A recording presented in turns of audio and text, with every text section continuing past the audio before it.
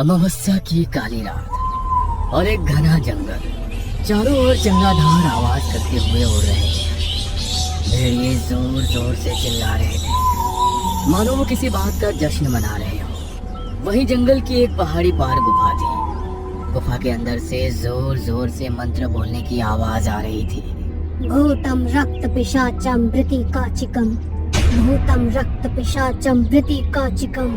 गुफा के अंदर एक औरत जिसने पूरे काले कपड़े पहने थे और अपना चेहरा ढका हुआ था, वह एक शव के चारों ओर खून छिड़क रही थी और शव भी पूरी तरह काला था, मानो कई सालों से सड़ी हुई लाश हो। और उस शव के बाजू में एक और इंसानी बच्चा था जो बेहोश था और वो औरत लगातार मंत्र पढ़े जा रही थी। तभी वहाँ दिव्या और एक बूढ़ी औरत आती है।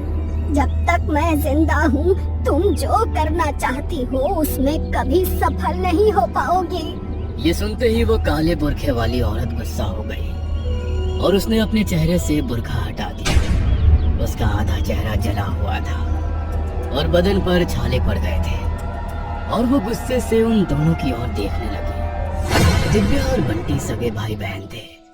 1 साल पहले ही दिव्या के माता पिता कहीं गायब हो गए थे। पुलिस को ना ही उनकी लाश मिली, ना ही उनके होने का कोई सबूत। और माता पिता के गुम होने के बाद वो अपने अंकल के पास रहने लग गई थी।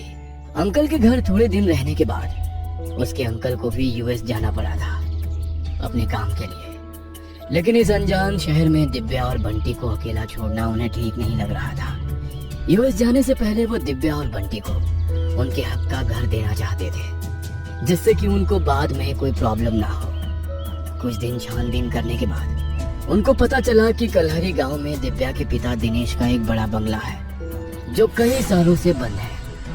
दिव्या के अंकल ने सोचा कि वो बंगला दिव्या और बंटी के नाम कर देंगे तो आगे जाकर उनको कोई प्रॉब्लम नहीं होगी रहने के लिए। इसलिए उन्होंने कलहरी गांव जाकर वो बंगला देखा और उसकी साफ सफाई करके वो बंगला दिव्या और बंटी के नाम किया। देखो बेटा, अब मुझे ना चाहते हुए भी यूएस जाना पड़ रहा है।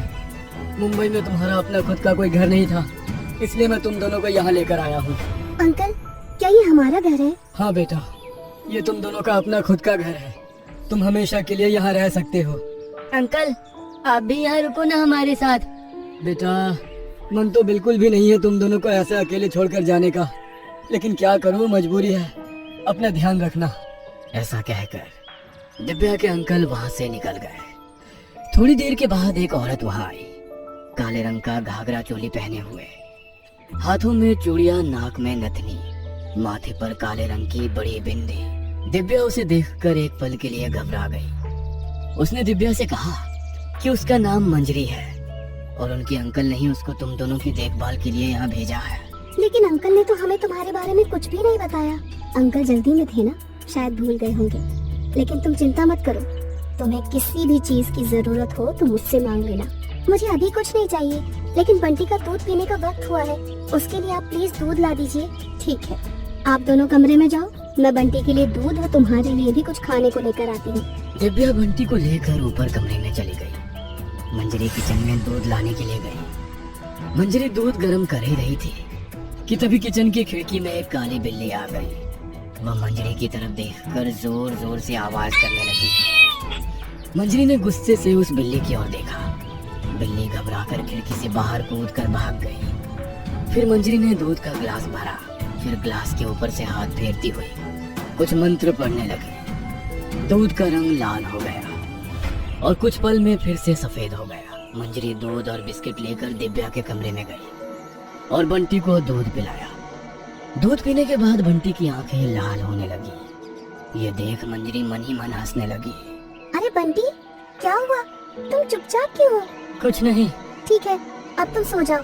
दिव्या और बंटी सो गए। आधी रात को दिव्या को कुछ आवाजें सुनाई देने लगी। दिव्या घबराकर उठ गई। उसने देखा कि कमरे की खिड़की खुली हुई है और वहां से हल्की हल्की हवा अंदर आ रही है। दिव्या उठी और खिड़की के पास गई। उसने देखा कि एक बूढ़ी औरत खड़ी दिखाई देती है जो दिव्या की तरफ ही देख रही थी। दिव्या उसे देखकर घबरा गई और उसने खिड़की बंद कर ली और कंबल में आकर सो गई। अगले दिन उसने मंजरी से उस बूढ़ी औरत के बारे में पूछा। तुम मुझसे क्यों मिली थी? मैं मिली नहीं थी, बस खिड़की से देखा था। इसके बाद मंजरी शांत होकर बोली कि देखो दिव्या, वो एक बुरी औरत है, बच्चों को फंसाकर उन्हें मार डालती है। तुम और बंटी उससे जितना दूर रहोगी उतना अच्छा होगा। इस पर दिव्या ने कहा ठीक है। तभी बंटी सीढ़ियों से नीचे आया। उसने मंजरी से खाने के लिए पूछा, मुझे भूख लगी है, मुझे खाना दो। मंजरी बंटी के लिए दूध और बिस्किट लेकर आई। बंटी ने गुस्से से वो दूध फेंक दिया। मुझे ये सब पसंद नहीं, मुझे मांस चाहिए, मांस। ये सुन दिव्या दंग रह गई। इससे पहले बंटी ने कभी मांस नहीं खाया था, उसे बिल्कुल पसंद नहीं था। लेकिन दूसरी ओर मंजरी ये सब देख मुस्कुरा रही थी। दोपहर को मंजरी बंटी को चुपके से जंगल की ओर लेकर गई। वहां उसने खून से एक घेरा बनाया और उसके अंदर एक आग जलाई और बंटी को उस आग के सामने बैठाया और कुछ मंत्र पढ़ने लगी। फिर उसने एक जिंदा सांप बंटी के हाथ में दिया और उसे आग में फेंकने के लिए कहा। बंटी ने सांप को आग में फेंका। मंजरी बंटी को घर लेकर आई। उसी रात मंजरी ने उस सांप की राख को बंटी के खाने में मिलाया। अब मेरा परसों का सपना पूरा होगा, अब होगा मेरा इंतकाम पूरा।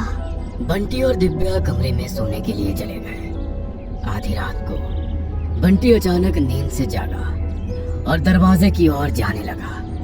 दरवाजे की आवाज से दिव्या की आंख खुल गई। उसने देखा कि बंटी रूम के बाहर जा रहा है। बंटी, बंटी कहाँ जा रहे हो? क्या चाहिए तुम्हें? बंटी ने कोई जवाब नहीं दिया, मानो दिव्या की आवाज उसके कानों तक पहुंची ही नहीं। दिव्या बंटी के पीछे गई। उसने देखा कि नीचे हॉल में बंटी और मंजरी एक दूसरे के सामने खड़े हैं। फिर मंजरी बंटी को अपने पीछे पीछे घर के बाहर ले आई। ये मंजरी आंटी बंटी को इतनी रात को कहाँ लेकर जा रही है? और बंटी भी मेरी कोई बात नहीं सुन रहा। दिव्या जल्दी जल्दी उन दोनों के पीछे जाने लगी। वह बंटी को फिर से आवाज देने ही वाली थी कि पीछे से उस बूढ़ी औरत ने दिव्या का मुंह अपने हाथों से बंद कर दिया और उसे छिपा लिया। तुम कौन हो? और मुझे यहाँ क्यों खींच के लाई? तुम क्यों हमारे पीछे पड़ी हुई हो? हमने तुम्हारा क्या बिगाड़ा है? मैं तुम्हें कोई नुकसान नहीं पहुँचाना चाहती दिव्या बेटा, मैं तो तुम्हारी मदद करना चाहती हूँ। मंजरी कोई साधारण औरत नहीं है, 1000 सालों से जीती आ रही एक रक्त पिशाचिनी है वो। यह सुन दिव्या दंग रह गई। बूढ़ी औरत ने बताया कि उसके दादाजी इस गांव के मुखिया थे। सारा गांव हंसी खुशी रहता था। लेकिन एक दिन एक रक्त पिशाच और रक्त पिशाचनी हमारे गांव में आ गए और एक एक करके गांव के लोगों को मारकर जिंदा खाने लगे। लोगों में डर फैलने लगा।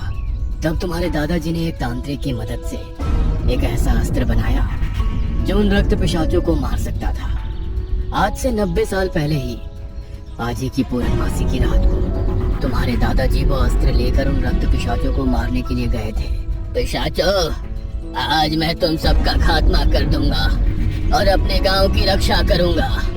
रक्त पिशाच और उसके दादाजी के बीच में एक भयानक लड़ाई हुई। लेकिन हार ना मानते हुए दादाजी ने वो अस्त्र रक्त पिशाच के सीने के आर पार कर दिया।